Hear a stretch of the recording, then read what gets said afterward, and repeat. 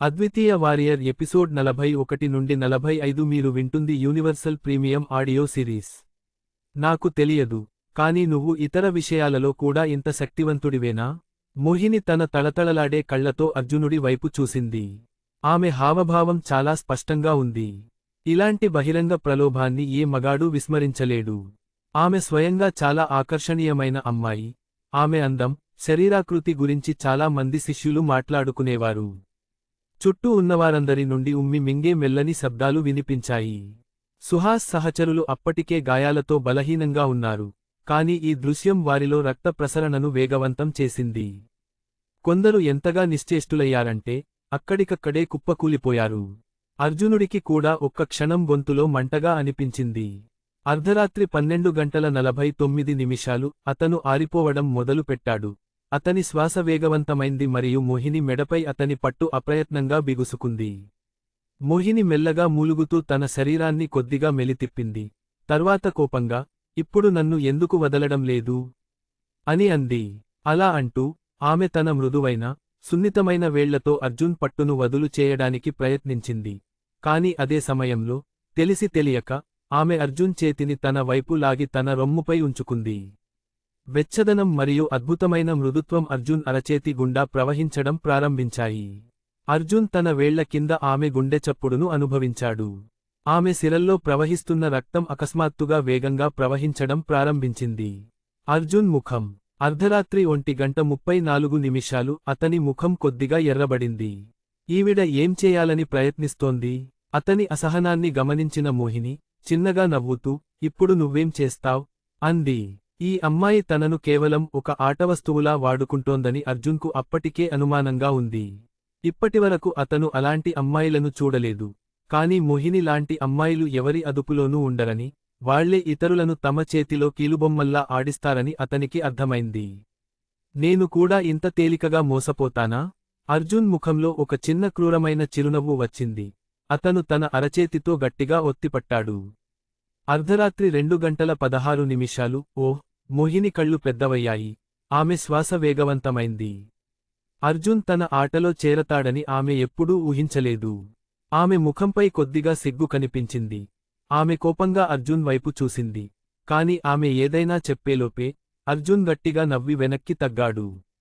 అతను మోహిని వైపు చూసి చల్లని స్వరంతో, నువ్వు వెళ్ళవచ్చు, అన్నాడు. మోహిని నిశ్చేష్టురాలైంది.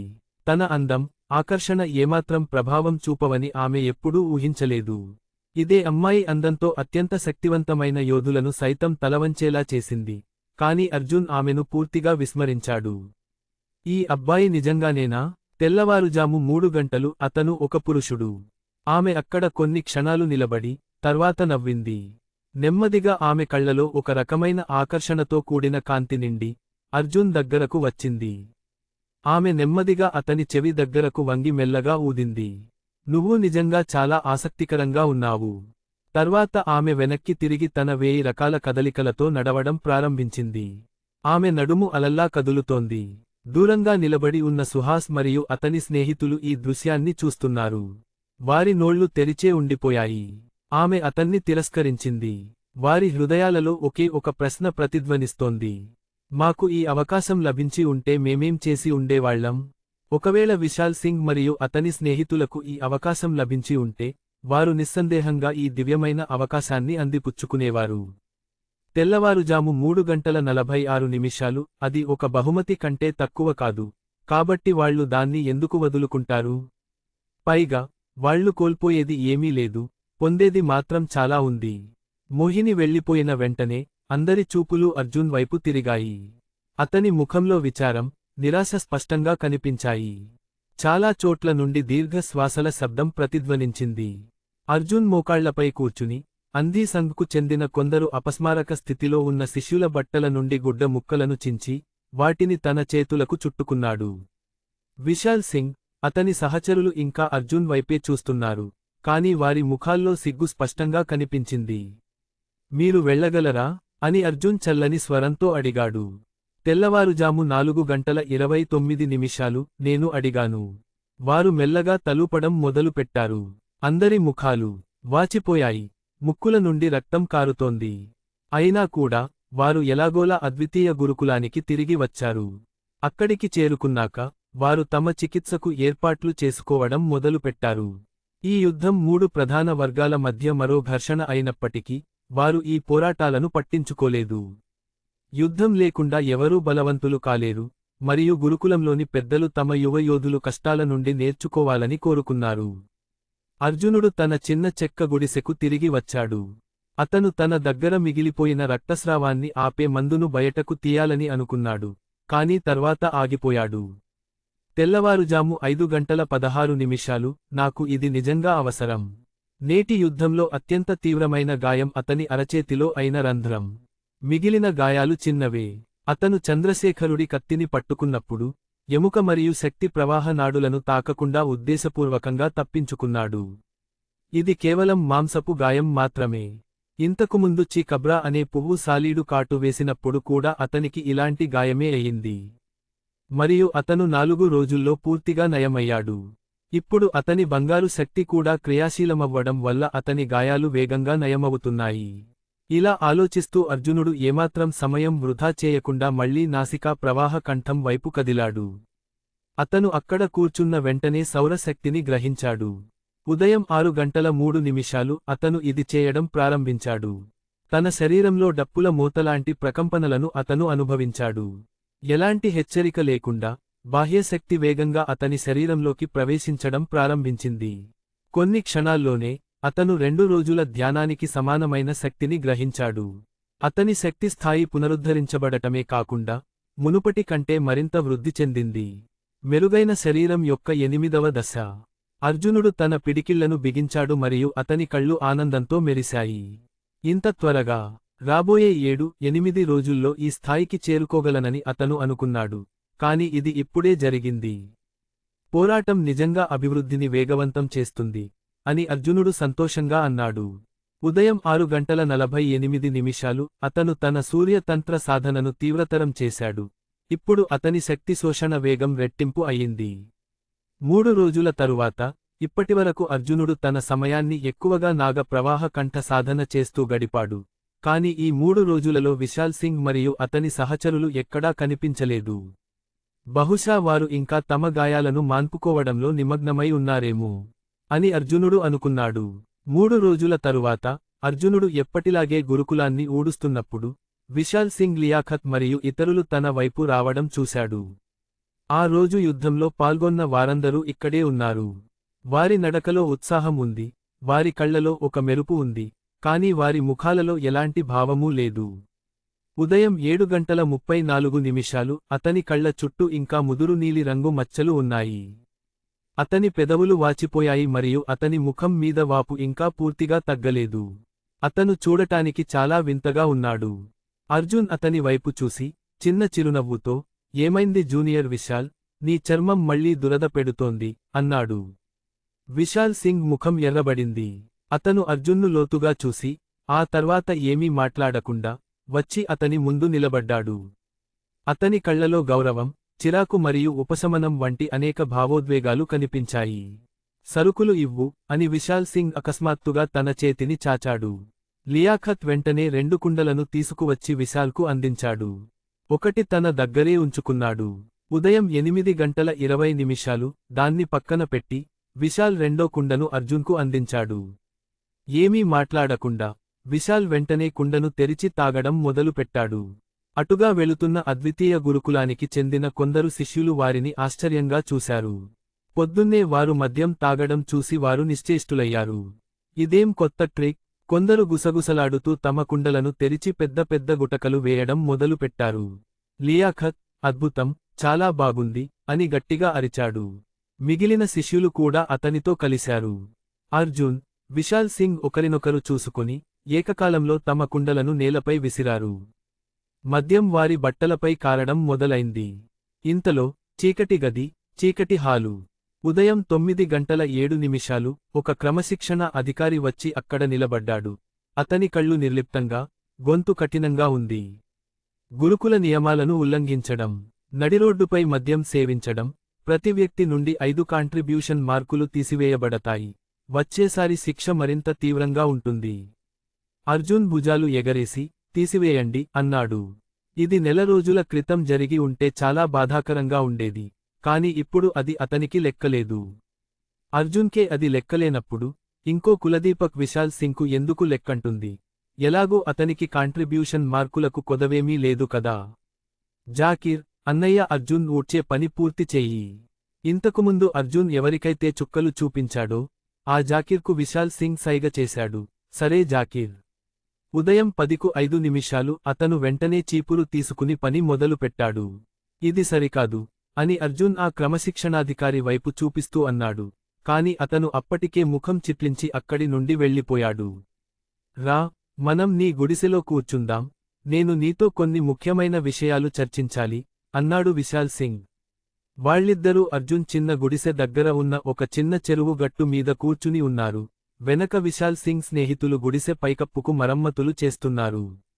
ఇప్పుడు వాళ్లు అర్జున్కు శత్రువులు కాదని అతన్ని గౌరవించడం నేర్చుకున్నారని అనిపించింది. కొంతసేపు నిశ్శబ్దం తర్వాత విశాల్ సింగ్ అడిగాడు, అర్జున్, మమ్మల్ని ఎందుకు కాపాడావు? ఉదయం 10:38 బోచడి, మీరు నన్ను అన్నయ్య అని పిలిస్తే మీరు కూడా నన్ను అన్నయ్యలాగే భావించాలి.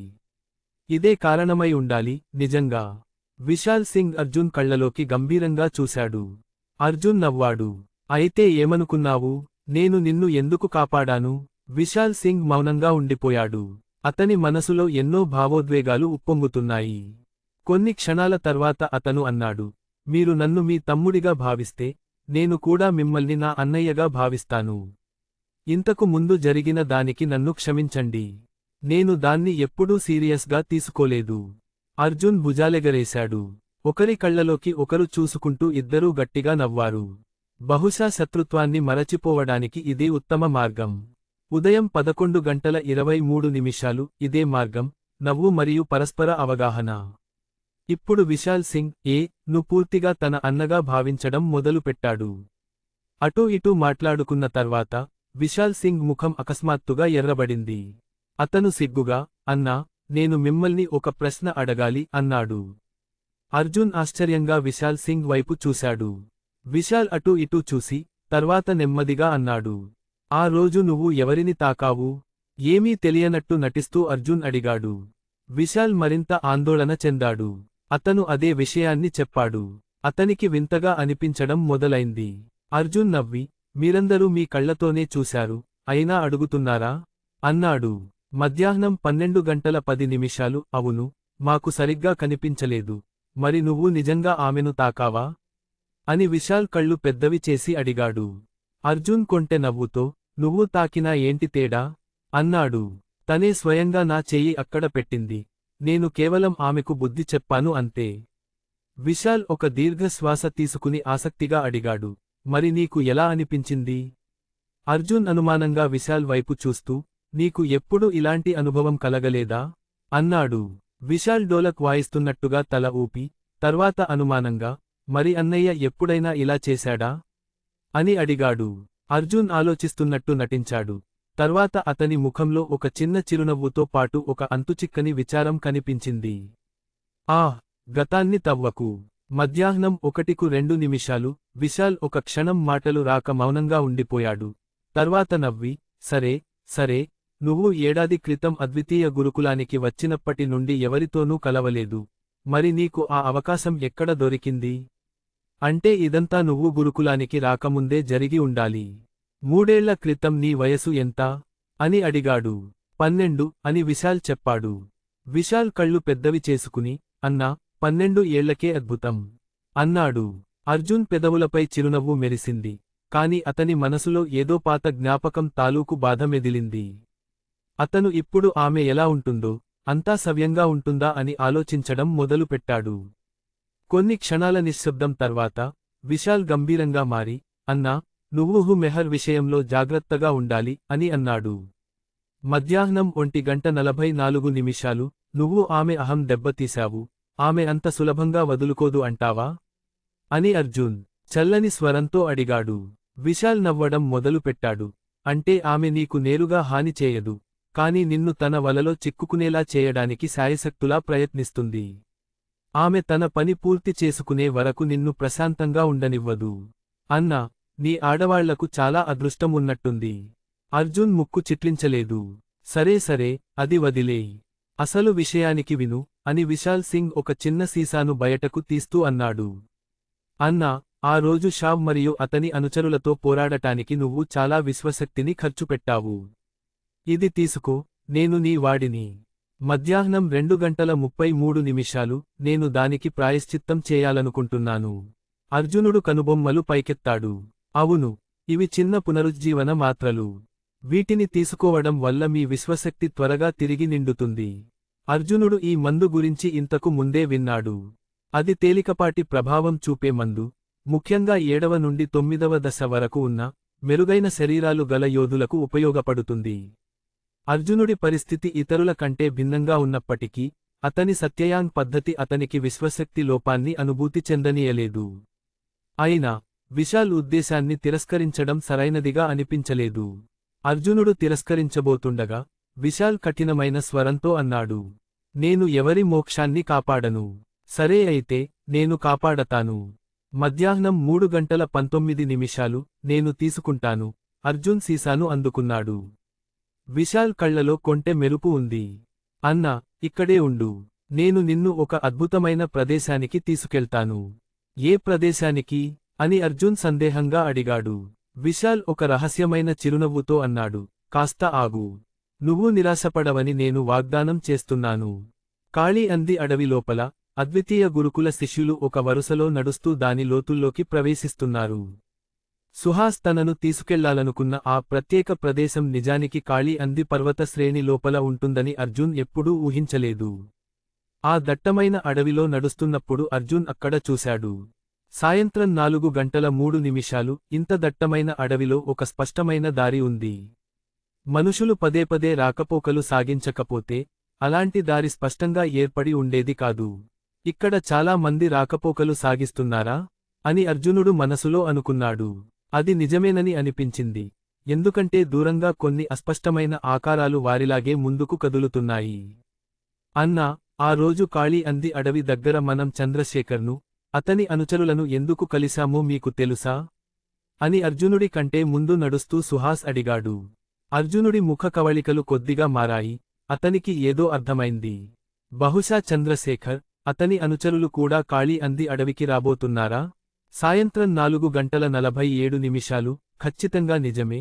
మన విశిష్టమైన గురుకుల, వజ్రాశ్రమం మరియు రక్తసంఘం, ఈ 3 మరీ దూరంలో లేవు. కాళీ అందీవనం నుండి ఈ 3 ప్రదేశాల దూరం సుమారు 2 కిలోమీటర్లు. అందువల్ల, ఈ బృందాలలోని ఏ శిష్యుడైనా ఇక్కడికి రావాలనుకుంటే, వారు అదే కూడలి గుండా వెళ్ళాలి. మీరందరూ ఇక్కడికి వచ్చేంతగా ఈ ప్రదేశంలో అంత ప్రత్యేకత ఏమిటి? అని అర్జునుడు ఆసక్తిగా అడిగాడు.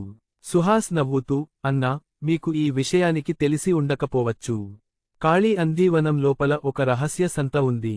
మా 3 బృందాల శిష్యులు మరియు కాళీ హల్దీ గ్రామానికి చెందిన ఇతర యోధులు కూడా ఇక్కడికి వస్తుంటారు. ఈ శిష్యులు ఆ వస్తువులను మరియు విద్యలను పరస్పరం మార్చుకుంటారు, అని చెప్పాడు. సాయంత్రం 5:32 వారు తమకు అవసరం లేని వస్తువులను అమ్మి, బదులుగా ఉపయోగకరమైన వస్తువులు లేదా బంగారం, వెండి నాణేలను పొందవచ్చు. ఈ కాళీ ఆందీ బజారు చాలా రద్దీగా ఉండే ప్రదేశం, కాబట్టి అన్నయ్య, మీరు తప్పకుండా ఇక్కడికి రావాలి. లలిత్ కూడా అంగీకరిస్తూ, అవును అన్నయ్య, కొన్నిసార్లు ఇక్కడ అరుదైన వస్తువులు దొరుకుతాయి. గతసారి సుహాస్ భాయ్ కేవలం 20 వెండి నాణేలకు ఒక తేజస్వి పండును కొన్నారు, అని చెప్పాడు. తేజస్వి పండు అనగానే అర్జున్ ముఖం ఆశ్చర్యంతో మారిపోయింది. అవును, ఇది భూమి వర్గానికి చెందిన ఒక తక్కువ స్థాయి ఆధ్యాత్మిక ఫలం. అమ్మకందారుడికి దాని అసలు విలువ తెలియదు, అందుకే ఈ ఒప్పందం వల్ల నాకు లాభం చేకూరింది. సాయంత్రం 6:21 సుహాసుడు గర్వంగా ఇలా అన్నాడు. భూమి ఫలాల కోవకు చెందిన ఈ తక్కువ శ్రేణి పండు ధర కనీసం 2000 వెండి నాణేలు ఉండాలి, కానీ సుహాసుడు దానిని కేవలం 20 వెండి నాణేలకే కొనుగోలు చేశాడు. ఇది నిజంగా ఒక బేరం. అర్జునుడు అద్వితీయ గురుకులంలో ఉన్నప్పుడు ఈ కాళీ ఆందీ బజారు గురించి ఎప్పుడూ వినలేదు.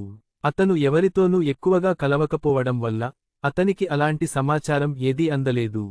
సుహాసుడు మరియు అతని సహచరులు ఈ ప్రదేశాన్ని తరచుగా సందర్శించేవారని మరియు వారికి ఈ ప్రదేశం గురించి బాగా తెలుసని అనిపించింది. వారి సంభాషణల నుండి అర్జునుడు అనేక ఆసక్తికరమైన విషయాలు విన్నాడు. రాత్రి 7:05 ఈ ప్రదేశం పట్ల అతని ఉత్సాహం మరింత పెరిగింది, ఎందుకంటే అర్జునుడు సత్య సూర్య సాధన చేస్తున్నాడు. కాబట్టి ఇక్కడ సూర్యతత్వం కలిగిన ఔషధ మామిడి పండ్లు దొరికితే అది అతనికి ప్రయోజనకరంగా ఉంటుంది. అతని దగ్గర ఎక్కువ డబ్బు లేనప్పటికీ, తన దగ్గర ఉన్న శక్తినిచ్చే మాత్రలు గుర్తుకు రాగానే అతని ఆత్మవిశ్వాసం పెరిగింది.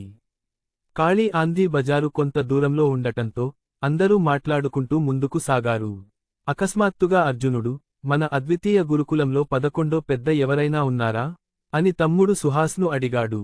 అతనికి కుండలి నాగ్ సరిత దగ్గర కలిసిన ఆ వృద్ధుడు గుర్తుకు వచ్చాడు. రాత్రి 8:09 ఆ వ్యక్తి పూర్తిగా మర్మమైనవాడు మరియు అతని రూపం అర్జునుడి మనసు నుండి చెరిగిపోలేదు. 11వ పెద్దాయన సుహాస్ చౌక, మన అద్వితీయ గురుకులంలో 11 మంది పెద్దలు ఎప్పటి నుండి ఉన్నారు అని అడుగుతున్నాడు. ఆ వృద్ధుడు అబద్ధం చెబుతున్నాడని అర్జునుడికి ఇప్పుడు అర్థమైంది, కాని అతను ప్రశాంతంగా, స్నేహపూర్వకంగా ఉండటంతో అతన్ని మరింతగా ప్రశ్నించాలనే ఆలోచనను అర్జునుడు విరమించుకున్నాడు. లలిత్ నవ్వుతూ, పెద్దాయన అర్జునా, మీరు ఎల్లప్పుడూ ధ్యానంలో నిమగ్నమై ఉంటారు కాబట్టి అద్వితీయ గురుకుల ఏర్పాట్ల గురించి మీకు పెద్దగా తెలిసి ఉండదు. మాకు మొత్తం 5 పెద్దలు ఉన్నారు, 11వ పెద్దాయన లేరు, ఈ బృందంలోని వారందరూ అన్నాడు. రాత్రి 8:37 అర్జునుడి గత కష్టాల గురించి వారికి తెలుసు, కాబట్టి అతనికి సహాయం చేయడానికి, భవిష్యత్తులో అతను ఎలాంటి వింత ప్రశ్నలు అడగకుండా ఉండేందుకు, వారు అతనికి అద్వితీయ గురుకులం గురించి రకరకాల విషయాలు చెప్పడం మొదలుపెట్టారు. సుహాస్ గురువు కూడా పెద్దవారే కావడంతో ఆయనకు అద్వితీయ గురుకులం కార్యకలాపాల గురించి బాగా తెలుసు. ఇంతలో ఈ వార్త అద్వితీయ గురుకులం అధిపతికి చేరింది. సుహాస్ గొంతు తగ్గించి, మన అధిపతి ఒక అసాధారణ యోధుడని మా గురువు చెప్పగా విన్నాను. ఈ రోజుల్లో ఆయన శూన్యయోధ స్థాయి శిఖరాన్ని చేరుకున్నారని, తర్వాతి స్థాయిని దాటడానికి వేచి చూస్తున్నారని అంటున్నారు అని చెప్పాడు. రాత్రి 9:19 అతను 1000 మైళ్ల పరిధిలోని అత్యంత శక్తివంతమైన యోధుని స్థాయికి చేరువలో ఉన్నాడు. శూన్యయోధ స్థాయి యొక్క శిఖరం. అర్జునుడు ఆశ్చర్యపోయాడు. యోధుల సాధన శరీర శుద్ధి స్థాయి నుండి ప్రారంభమై, శరీర మార్పిడి దశ, ప్రాణశక్తి స్థాయి, శక్తి సంగమ స్థాయి, నిజశక్తి స్థాయి, ఆపై శూన్యయోధ స్థాయికి పురోగమిస్తుంది. ప్రతి స్థాయిలో 9 ఉప స్థాయిలు ఉంటాయి, మరియు శక్తి పెరిగే కొద్దీ పురోగతి మరింత కష్టతరం అవుతుంది. శూన్యయోధ స్థాయి యోధులు అరుదుగా కనిపిస్తారు, మరియు ఆ విశిష్ట గురుకుల అధిపతి ఈ స్థాయిని సాధించాడని తెలిసి అర్జునుడు నివ్వెరపోయాడు. ఒకవేళ అతను తదుపరి స్థాయిని దాటి ఉంటే, అతనికి రాత్రి 10:05 అతను నిజంగా ఒక గొప్ప యోధుడు అయ్యేవాడు. రక్త సంఘ్ అధిపతి హరీష్ మెహ్రా, వజ్రాశ్రమం అధిపతి విశాల్ రాథోడ్ 0 వారియర్ లిమిట్లో 6వ లేదా 7వ దశకు మాత్రమే చేరుకున్నారు, వారు మన ప్రధాన్తో పోలిస్తే ఏమీ కాదు అని సుహాస్ గర్వంగా చెప్పాడు. ఏదేమైనా, ఒక పాఠశాల ప్రధాన్ ఎంత శక్తివంతుడైతే అతని విద్యార్థులు అంత గర్వపడతారు. మన ప్రధాన్ తదుపరి స్థాయిని దాటడానికి ఎంత సమయం పడుతుంది అని లలిత్ ఆసక్తిగా అడిగాడు. ఒకవేళ ప్రధాన్ అకస్మాత్తుగా తదుపరి స్థాయిని దాటితే, ఈ విశిష్టమైన గురుకులం 1000 మైళ్ల విస్తీర్ణంలో అత్యంత ప్రభావవంతమైన సంస్థగా మారుతుంది. రాత్రి 10:49 అయితే ఆయన్ని సవాలు చేసే ధైర్యం ఎవరికింటుంది? సుహాస్ ముఖం గంభీరంగా మారి, నెమ్మదిగా తల ఊపాడు. ఏమైంది అని లలిత్ ఆందోళనగా అడిగాడు. మా గురువుగారు చెప్పారు, ప్రధాన్ జీ గత 10 సంవత్సరాలుగా శూన్యయోధ స్థాయి శిఖరాగ్రంలో ఉన్నారని, మరి ఇప్పటివరకు ఆయన తర్వాతి స్థాయిని ఎందుకు దాటలేదు అని అందరూ ఆశ్చర్యంగా అడిగారు. 10 సంవత్సరాల సాధన కష్టం, కాని ఇంత సమయం కూడా చాలా ఎక్కువ. సుహాస్ తల ఊపి, ఇది చెప్పే ధైర్యం నాకు లేదు అన్నాడు. హే సుహాస్ భాయ్, మీరు మాలో ఉత్సుకతను రేకెత్తించి, ఆ తర్వాత మౌనంగా ఉండిపోయారు.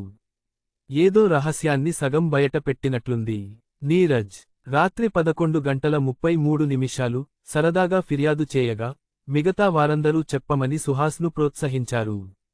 సుహాస్ చుట్టూ చూసి మెల్లగా చెప్పాడు, 10 ఏళ్ల క్రితం అద్వితీయ గురుకులంలో ఒక పెద్ద సంక్షోభం వచ్చింది. దానివల్ల ప్రధాన్ జీ సాధన ముందుకు సాగలేకపోయింది. ఏ సంక్షోభం అని అందరూ ఉత్కంఠగా అడిగారు. ప్రధాన్ జీకి పిల్లలు లేరు, అందుకే ఆయన 2 శిష్యులను దత్తత తీసుకున్నారు. వారిలో ఒకరు కష్టపడి పనిచేసేవారు, మరొకరు చాలా తెలివైనవారు. ప్రధాన్ వారికి మనస్ఫూర్తిగా బోధించారు. కాని చిన్న శిష్యుడికి కఠినమైన క్రమశిక్షణ ఇవ్వడం వల్ల అతను తన అన్నయ్యకు దూరమై నిషేధించబడిన పద్ధతిని ఆచరించడం ప్రారంభించాడు. అందరూ విన్నారా? 2419 అర్జునుడు ఆశ్చర్యంతో కేకవేశాడు. అతను మౌనంగా విన్నాడు. ఆ కథ నిజమే కావచ్చు, కాని సుహాసుడు దానిని కొంచెం అతిశయోక్తి చేసి ఉంటాడని అతను అనుకున్నాడు. రెండవ శిష్యుడు ఈ నిషిద్ధ విద్యను నేర్చుకున్నప్పుడు అతని స్వభావం పూర్తిగా మారిపోయింది, మరియు అతని శక్తి అకస్మాత్తుగా విపరీతంగా పెరిగింది. పెద్ద శిష్యుడు ఇకపై అతన్ని ఎదుర్కోలేకపోయాడు. తన కొత్తగా పొందిన శక్తితో గ్రామ పెద్ద తనను మరింతగా గౌరవిస్తాడని రెండవ శిష్యుడు అనుకున్నాడు. కాని గ్రామ పెద్ద అతని సాధన వెనుక ఉన్న నిజం తెలుసుకున్నప్పుడు ఆ సంఘటన అతనికి వినాశకరంగా పరిణమించింది. 10 ఏళ్ల క్రితం ఆ రాత్రి అద్వితీయ గురుకులంలో రక్తనదులు ప్రవహించాయి. ఆ రాత్రి పెద్ద శిష్యుడు మరణించాడు. 2503 శిష్యులలో ఒకడు విషాదకరంగా మరణించగా మరొకడు శిక్ష నుండి తప్పించుకున్నాడు. ఈ మాట చెప్పి సుహాస్ ఆగి చుట్టూ చూశాడు. అందరూ ఆ కథ మొత్తాన్ని ఊపిరి బిగబట్టి వింటున్నారు. సంతృప్తి చెంది అతను కొనసాగించాడు. ఒక్క రాత్రిలోనే ప్రధాన్ పూర్తిగా కుంగిపోయాడు. అతనికి అత్యంత ప్రియమైన 2 శిష్యులలో ఒకరు మరణించగా మరొకరు చీకటి మార్గంలోకి వెళ్ళిపోయారు. ఇది అతనిపై తీవ్రమైన ప్రభావాన్ని చూపింది. ఆ క్షణం నుండి ప్రధాన్ ఏకాంతంలోకి వెళ్ళిపోయాడు మరియు ఇతరులకు అరుదుగా కనిపించేవాడు. చాలా మంది అతనికి మానసిక సమస్య వచ్చి చనిపోయాడని అనుకున్నారు. కాని కొన్ని సంవత్సరాల తరువాత అతను 25 నుండి 45 మరింత శక్తివంతమై తిరిగి వచ్చిన అతను తన రెండవ శిష్యుడిని పట్టుకోవడానికి స్వయంగా ప్రయాణించి చివరికి అతడిని కుండలినాగ్ నదిలో బంధించాడు. అర్జునుడి మనసు అకస్మాత్తుగా కలత చెందింది.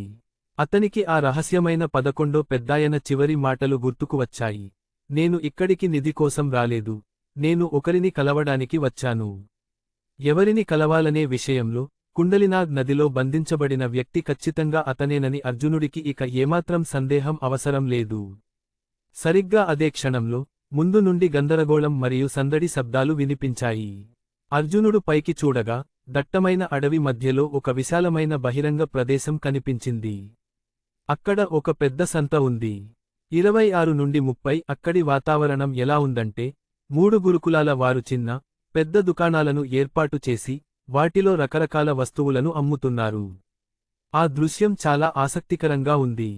ఆ ఖాళీ స్థలం చుట్టూ సాధారణ డిజైన్లతో కట్టిన 10 నుండి 12 చెక్క ఇళ్ళు ఉన్నాయి. పెద్ద ఇళ్ళు బహుశా విశ్రాంతి లేదా ఆశ్రయం కోసం కాగా, చిన్న ఇళ్ళు నివాసం కోసం ఉపయోగించి ఉండవచ్చు. ఆ సమయంలో వాతావరణం స్పష్టంగా ఉండటంతో 3 గురుకులాల శిష్యులు తమ దుకాణాలను బయట ఆరుబయట ఏర్పాటు చేసుకున్నారు. కాళీ ఆంధీ బజారు పూర్తిగా వేరే ప్రపంచంలా అనిపించింది. అందుకే మేము ఇక్కడికి చేరుకున్నాము. అర్జునుడిని ఇక్కడికి తీసుకురావడమే తన ముఖ్య ఉద్దేశ్యమని సుహాస్ చెప్పాడు. 27 నుండి 15 ఈ ప్రదేశం ఉందని తెలుసుకోవడం కోసమే అతను దానిని తీసుకురావాల్సి వచ్చింది. భవిష్యత్తులో అతనికి ఏమైనా అవసరమైతే ఇక్కడికి వచ్చి వ్యాపారం చేసుకోవచ్చు. అక్కడి సందడిగా ఉన్న వాతావరణాన్ని చూస్తూ ఈ ప్రదేశం చాలా బాగుంది అని అర్జునుడు ఉత్సాహంగా అన్నాడు. సుహాస్ నవ్వుతూ, ఖచ్చితంగా. ఇక్కడ మనలాంటి తక్కువ స్థాయి యోధులు కూడా అవసరమైన వస్తువులను సులభంగా పొందవచ్చు మరియు భద్రత గురించి ఆందోళన చెందాల్సిన అవసరం లేదు ఎందుకంటే 3 గురుకులాల నుండి కొంతమంది నిపుణులు ఇక్కడ ఉన్నారు. ఆ చిన్న చెక్క ఇంటిని చూడండి. మన ప్రత్యేక గురుకులానికి చెందిన రక్షకుడు అక్కడ నివసిస్తాడు మరియు నా అక్క కూడా అక్కడే ఉంది. మీ అక్క అని బదులిచ్చాడు. 2800 సోదరి అర్జునుడు సుహాస్ వైపు చూసి, సుహాస్ మొదటిసారి తనతో గొడవపడటానికి వచ్చినప్పుడు తన సోదరి ఒక ప్రముఖ శిష్యురాలని చెప్పిన మాటను గుర్తుచేసుకున్నాడు. ప్రముఖ శిష్యులు అంటే గురుకుల భవిష్యత్తుకు ఆశాకిరణాలుగా నిలిచేవారు. సుహాస్ ఒక్కసారిగా అప్రమత్తమయ్యాడు. నేను మీకు ముందుగానే హెచ్చరిస్తున్నాను, నా సోదరి గురించి ఎలాంటి తప్పుడు ఆలోచనలు పెట్టుకోవద్దు. ఇది విని అర్జునుడు నవ్వాడు. సుహాస్ మళ్ళీ అన్నాడు, ఒకవేళ మీరు ఆమెకు ఆకర్షితులైనా మీరు ఆమె స్థాయికి చేరుకోగలరో లేదో నాకు సందేహమే. మీ అక్క చాలా శక్తివంతురాలు. ఆమె ఖచ్చితంగా తపస్సులో 3వ స్థాయిలో ఉంది. మన సమకాలీనులలో అటువంటి 28 నుండి 44 అతనికి సాటి రాగలవారు చాలా తక్కువ మంది ఉన్నారు. ఇది విని అర్జునుడు కొంచెం ఆశ్చర్యపోయాడు. ఒక యువ సాధకుడు సన్యాసి స్థాయికి చేరుకోవడం చాలా అరుదు. తర్వాతి స్థాయి ఆధ్యాత్మిక సామర్థ్యానికి సంబంధించినది. ఆ సమయంలో అద్వితీయ గురుకుల ఆచార్యులు ఆ స్థాయిలో ఉన్నారు.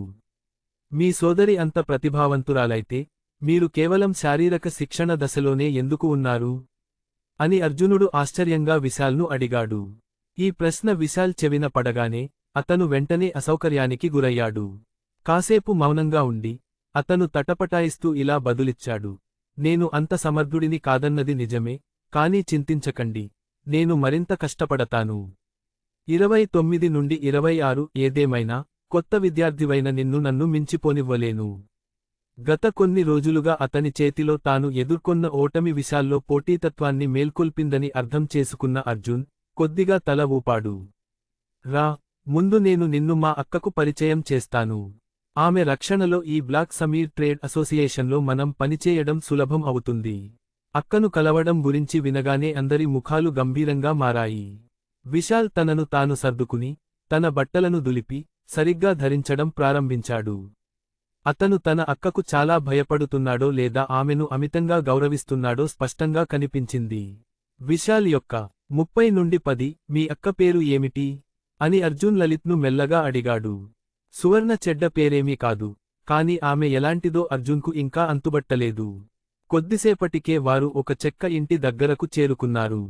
అర్జున్ ఆ ఇంటిని, చుట్టుపక్కల ఉన్న ఇతర చెక్క ఇళ్లను జాగ్రత్తగా పరిశీలించాడు. వాటిలో ప్రతిదానిపైన ఒక ప్రత్యేకమైన గురుకుల గది గుర్తు వేలాడుతూ ఉంది. ఈ ఇల్లు గురుకులంలోని ఉన్నత స్థాయి సభ్యుల నివాసాలని స్పష్టంగా అర్థమైంది. విశాల్ మెల్లగా ఊపిరి పీల్చుకుంటూ తలుపు తట్టి పిల్లిలాంటి మృదువైన స్వరంతో, అక్కా, నిన్ను చూడటానికి వచ్చాను, లలిత్ అన్నాడు. 30 నుండి 53 మిగతా వాళ్లందరూ తమ నవ్వును ఆపుకోవడానికి ఎంతగానో ప్రయత్నించారు, కాని వాళ్ల భుజాలు వణకడం మొదలుపెట్టాయి. అర్జున్ కూడా నవ్వు ఆపుకోలేకపోయాడు. తన వెనుక నిలబడిన వాళ్ల స్పందనను గమనించిన విశాల్ వాళ్ల వైపు తిరిగి తీక్షణంగా చూడబోతుండగా లోపలి నుండి, లోపలికి రండి అనే చల్లని, మృదువైన స్వరం వినిపించింది. ఆ స్వరం చెవుల్లో ప్రతిధ్వనించే ప్రశాంతమైన జలపాతంలా ఉంది. విశాల్ అందరికీ సైగ చేసి లోపలికి వెళ్లాడు. లోపలికి ప్రవేశించిన వెంటనే అర్జున్ చుట్టూ చూశాడు. ఆ ఇల్లు చాలా సాదాసీదాగా, తన గుడిసె కంటే కూడా మరింత సాదాగా ఉందని అతనికి అర్థమైంది. లోపల ప్రత్యేకమైన అలంకరణ ఏమీ లేదు, కాని ఇక్కడి ప్రశాంతత ఊహించనిది. 31 నుండి 37 ఈ ఇల్లు ఏదో రహస్యంతో నిండి ఉన్నట్లుగా, బయట జరుగుతున్న గందరగోళం లోపలికి చొచ్చుకు రావడం లేదు. ఇంతలో అకస్మాత్తుగా విశాల్ బాధతో అరిచిన అరుపు వినిపించింది. అర్జున్ అటువైపు చూడగా విశాల్ నేల మీద తల పట్టుకుని కూర్చుని ఉన్నాడు. కొంత దూరంలో తెల్లని బట్టలు వేసుకున్న ఒక అమ్మాయి నిలబడి ఉంది. ఆమె ముఖం కఠినంగా, నిర్లిప్తంగా ఉంది. ఆ అమ్మాయికి ఒత్తైన, పట్టులాంటి నల్లని జుట్టు, విల్లు ఆకారంలో ఉన్న కనుబొమ్మలు, మెరిసే పొడవాటి కళ్ళు, చిన్న ముక్కు, లేత గులాబీ రంగు బుగ్గలు, మృదువైన చెర్రీ పండ్ల వంటి పెదవులు ఉన్నాయి. ఆమె చర్మం ముత్యాలలా మెరుస్తోంది. ఆమె శరీరం మొత్తం సున్నితంగా, ఆకర్షణీయంగా ఉంది. కాని ఆమె స్వభావం మాత్రం అత్యంత నిర్లిప్తంగా ఉంది. దానివల్ల గదిలోని ఉష్ణోగ్రత కూడా పడిపోతున్నట్లు అనిపించింది. 32 నుండి 23 ఆమె విశాల్ వైపు చూస్తూ నిశ్శబ్దంగా కూర్చుంది. ఏమీ మాట్లాడకపోయినా ఆమె సువర్ణ అని స్పష్టంగా తెలిసిపోయింది. అతను నిన్ను ఎందుకు కొట్టాడో తెలుసా? అని సువర్ణ చల్లని స్వరంతో అడిగింది.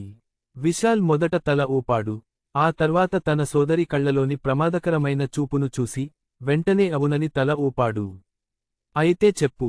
సువర్ణ స్వరం మృదువుగా ఉంది, కాని దాన్ని ఎవరూ ఎదిరించలేకపోయారు. విశాల్ తన సోదరికి ఎందుకు అంత భయపడుతున్నాడో ఇప్పుడు అర్జున్కు అర్థమైంది. అలాంటి సోదరి ఎంత అందంగా ఉన్నా, ఎవరి జీవితాన్నైనా కష్టతరం చేయగలదు. ఎందుకంటే ఎవరో నన్ను కొట్టారు. తన సోదరి ప్రశ్నలను ఎదుర్కొంటూ విశాల్ ముఖం పక్కకు తిప్పుకోవడానికి ప్రయత్నించాడు. 33:07 సమాధానం చెప్పే ధైర్యం లేక అతను రహస్యంగా సువర్ణ ప్రతిచర్యను గమనించడానికి ప్రయత్నించాడు. సువర్ణ ముఖం ఇంకా భావరహితంగానే ఉంది. వాళ్ళు నిన్ను ఎందుకు కొట్టారు? నా సామర్థ్యం సరిపోలేదు. విశాల్ మరింత తల వంచుకున్నాడు. నీ సామర్థ్యం ఎందుకు సరిపోలేదు? సువర్ణ మరింత లోతుగా అడిగింది. విశాల్కు నిజం చెప్పడం తప్ప మరో మార్గం లేదు. నేను పూర్తి ఏకాగ్రతతో సాధన చేయలేదు. సువర్ణ కొద్దిగా తల ఊపింది. కనీసం నీ తప్పును నువ్వు గ్రహించావు. ఇప్పుడు చెప్పు, ఇప్పటి నుండి నువ్వేం చేస్తావు? నాకు అర్థమైంది. నేను కష్టపడతాను. ఈరోజు నీ మాటలు గుర్తుంచుకో. లేకపోతే 33 నుండి 53 భవిష్యత్తులో నువ్వు అజాగ్రత్తగా ఉంటే నేను తప్ప మరెవరూ నిన్ను శిక్షించరు. విశాల్ ముఖం పాలిపోయి తన అక్క అంచనాలకు తగ్గట్టుగా ఉండటానికి కఠినంగా సాధన చేస్తానని పదేపదే శపథం చేశాడు. విశాల్ను తిట్టిన తర్వాత సువర్ణ చివరకు వెనుక నిలబడిన వారి వైపు చూసింది. ఆమె కళ్ళు అర్జున్పై పడ్డాయి. ఒక్క క్షణం ఆమె కళ్లలో చిన్న ఆశ్చర్యం మెరిసింది. ఆమె అడిగింది, చంద్రేష్ చౌహాన్ను ఓడించింది నువ్వే కదా? ఈ అక్క సమాచార వ్యవస్థ చాలా పదునుగా ఉందని అర్జున్కు అనిపించింది. ఆమె ఇక్కడ సాధన చేస్తున్నప్పటికీ బయట జరుగుతున్న సంఘటనల గురించి ఆమెకు పూర్తిగా తెలుసు. అతను తలూపాడు. 34 నుండి 37 అవును, నువ్వు విశాల్ కన్నా కొంచెం మెరుగ్గా ఉన్నావు అని సువర్ణ చల్లని స్వరంతో అంది. అర్జునుడు 151 ఏళ్ల వయసొచ్చినట్లు కనిపించాడు. అతను శారీరక శిక్షణలో కేవలం 8దో స్థాయిలోనే ఉన్నాడు. అతని సహజ ప్రతిభ అంతగా ఉన్నట్లు అనిపించలేదు. అందుకే సువర్ణ దృష్టిలో అతను అంత ముఖ్యమైనవాడు కాదు. అతను విశాల్ను కాపాడాడు కాబట్టే ఆమె అర్జునుడితో మాట్లాడింది. నేను నీకు ఒక సలహా ఇస్తాను. దయచేసి చెప్పండి అక్కా. అర్జునుడి ముఖం ప్రశాంతంగా ఉంది. విశాల్కు దూరంగా ఉండు. నువ్వు అతనితో సాంగత్యం కొనసాగిస్తే నీ సాధన ఇక్కడితో ఆగిపోతుంది, ముందుకు సాగదు. అర్జునుడు చిరునవ్వు నవ్వాడు కాని సమాధానం ఇవ్వలేదు. 35 నుండి 22 సువర్ణ విశాల్ను చిన్నచూపు చూసి ఉండవచ్చు కాని అర్జున్ అలా చేయలేకపోయాడు. విశాల్ నవ్వుతున్నాడు కాని ఇది వినగానే అతని ముఖం చిన్నబోయింది. అయినా అతను నిరసన తెలిపే ధైర్యం చేయలేదు. ఇప్పుడు వెళ్ళు, నేను సాధన చేయాలి అని సువర్ణ చెప్పి కళ్ళు మూసుకుంది. అందరూ నిశ్శబ్దంగా బయటకు వెళ్లి తలుపు మూసారు. ఒకరినొకరు చూసుకుని ఊపిరి పీల్చుకున్నారు. లోపల వాతావరణం చాలా ఒత్తిడితో కూడుకున్నది. సువర్ణ చూడటానికి అందంగా ఉన్నప్పటికీ వారు అక్కడ ఇంకా ఎక్కువసేపు ఉంటే వారి శరీరం, మనసు రెండూ చల్లబడిపోయేవి. నేను ఆ మందులను చూడటానికి వెళ్తున్నాను. 36:07 కొన్ని రోజులుగా జరుగుతున్న చర్చల గురించి లలిత్, నేను కూడా వెళ్తాను అని చెప్పి అక్కడి నుండి వెళ్ళిపోయాడు. వెంటనే మరికొందరు ఒప్పుకున్నారు. కొంతసేపటికి అందరూ తమ పనుల్లో నిమగ్నమైపోయారు. అక్కడ అర్జున్, విశాల్ మాత్రమే మిగిలారు. విశాల్ ముఖంలో ఏదో ఆలోచిస్తున్న భావం కనిపించడంతో, అర్జున్, తమ్ముడు, నీకు ఏదైనా పని చేయాలనిపిస్తే అది పూర్తి చెయ్యి, నేను ఇక్కడ కాసేపు తిరుగుతాను అని అన్నాడు. విశాల్ తలూపి, సరే, మీకు ఏమైనా నచ్చితే చెప్పండి, నేను చూసుకుంటాను. ఇక్కడున్న వారిలో చాలామంది చెడ్డవాళ్లు కాదు, కానీ చాలా తెలివైనవారు అని అన్నాడు. 36 నుండి 49 మరియు వారు మోసం చేయడంలో నిపుణులు. విశాల్ నుండి విడిపోయిన తరువాత అర్జున్ కాలే సమీర్ వ్యాపార ప్రాంతంలో తిరగడం ప్రారంభించాడు. అక్కడ ముగ్గురు గురుకుంజ్ సభ్యులు వేర్వేరు చోట్ల కూర్చుని ఉన్నారు. కొందరు తమ సరుకులను అమ్ముతుండగా మరికొందరు కొనాలనే తమ కోరికను వ్యక్తం చేస్తూ బోర్డులు పెడుతున్నారు. ప్రతి దుకాణం భిన్నంగా ఉంది. ప్రతి అమ్మకందారుడు బిగ్గరగా అరుస్తున్నాడు. దీనివల్ల ప్రతి ఒక్కరూ తమ సరుకులను అమ్మడంలో నిమగ్నమై ఉన్న రద్దీ మార్కెట్లా అది కనిపించింది. కొందరు, కొనాలనుకుంటే కొనండి అన్నట్లు అహంకారంగా ఉన్నారు. కొందరు వినియోగదారులను ఆకర్షించడానికి ఉదాసీనంగా నటిస్తుండగా మరికొందరు విసుగ్గా కనిపించారు. 37 నుండి 34 తమ సరుకులను ఎవరైనా దొంగిలిస్తారనే భయం లేకుండా వారు ఆధ్యాత్మిక సాధనలో నిమగ్నమై ఉన్నారు. వినియోగదారులను ఆకర్షించడానికి అనేక పద్ధతులు ఉండేవి. ప్రతిదీ దాని పద్ధతిలో ప్రభావవంతంగా ఉండేది. అనేక దుకాణాలను సందర్శించిన తరువాత అర్జునుడు అక్కడ కేవలం కొనుగోలు, అమ్మకాలు మాత్రమే కాకుండా ఆధ్యాత్మిక సాధనకు సహాయపడే మందులను ఉచితంగా తయారుచేసే కొన్ని దుకాణాలు కూడా ఉన్నాయని కనుగొన్నాడు. మొదటి చూపులో ఇది ఒక మంచి పనిలా అనిపించింది.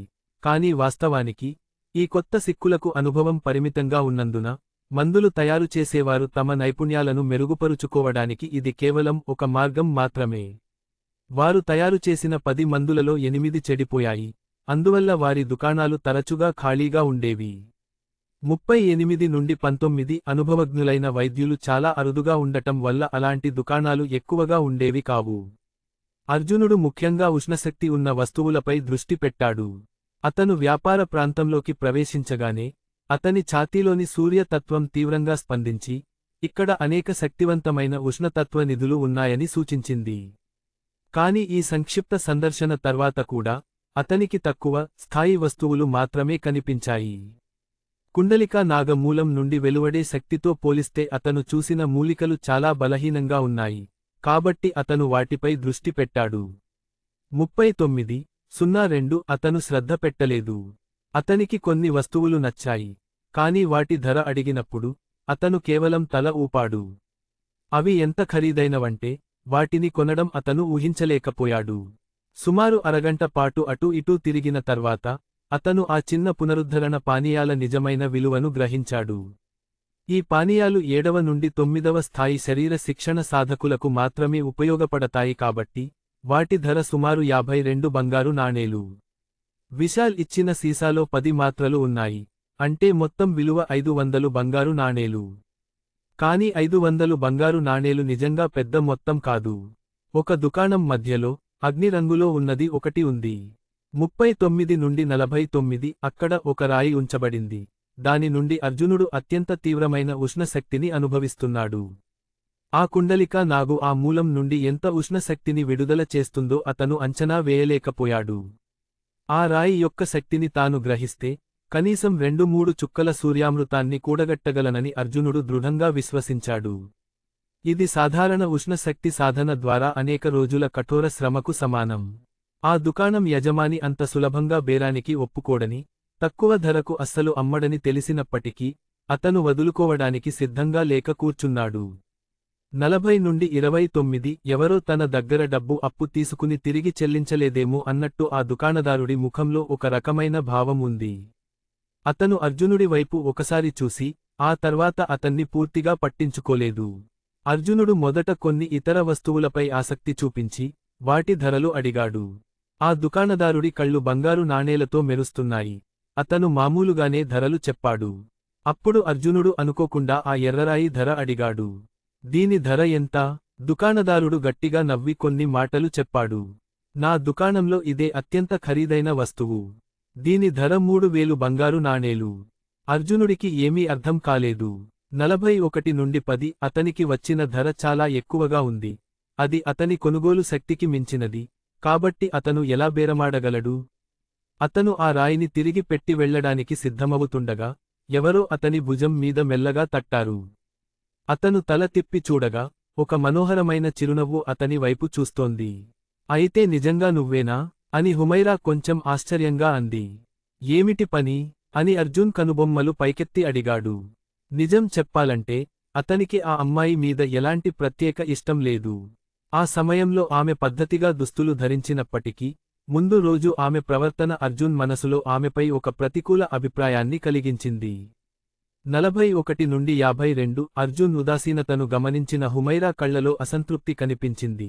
కాని ఆమె మధురమైన స్వరంతో, ఏమీ లేదు, నేను నిన్ను కలవడానికే వచ్చాను, సరేనా? మళ్ళీ కలుద్దాం అంది. అర్జున్ మృదువైన స్వరంతో చెప్పి వెనక్కి తిరిగి నడవడం మొదలుపెట్టాడు. హే అని హుమైరా పిలిచి అతన్ని అనుసరించడం మొదలుపెట్టింది. కావాలో తెలియదో గాని ఆమె అర్జున్కు చాలా దగ్గరగా వచ్చి అతని హావభావాలను గమనించడం మొదలుపెట్టింది. అలా చాలాసేపు నడిచిన తర్వాత అర్జున్కు కొంచెం అసౌకర్యంగా అనిపించడం మొదలైంది. ఈ అమ్మాయి చేష్టలను ఎలా ఎదుర్కోవాలో అతనికి అర్థం కాలేదు. తనకు ఆమెపై ఆసక్తి లేదని అతను ఇదివరకే స్పష్టం చేసినప్పటికీ ఆమె మొండిగా ఉంది. 42 నుండి 37 ఆమె అతనితో కొనసాగించింది. నువ్వు నన్నెందుకు అనుసరిస్తున్నావు? అర్జున్ అకస్మాత్తుగా ఆగి అడిగాడు. ఆమె ముఖం ఇప్పుడు గంభీరంగా ఉంది. నేను నిన్ను అనుసరించడం లేదు. నేను కేవలం బ్లాక్ సమీర్ వ్యాపార ప్రాంతంలో తిరుగుతున్నాను. నా గురించి ఆందోళన చెందుతున్నావా అని మమేరా నవ్వుతూ చెప్పింది. నన్ను అనుసరించడం ఆపు, లేకపోతే నేను కనికరం చూపను అని అర్జున్ కోపంగా అన్నాడు. మమేరా అస్సలు భయపడలేదు. పైగా ఆమె మరింత ఉత్సాహంగా కనిపించింది. నాతో మునుపటిలాగే ప్రవర్తిస్తావా? మీకు ఈ కథ నచ్చితే వెంటనే మా యూట్యూబ్ మరియు టెలిగ్రామ్ ఛానల్ని ఫాలో అవ్వండి. తదుపరి ఎపిసోడ్ కోసం @universalfm కు మెసేజ్ చేయండి. పూర్తి కథను మిస్ అవ్వకండి. తదుపరి ఎపిసోడ్లో షాకింగ్ ట్విస్ట్ బయటపడుతుంది.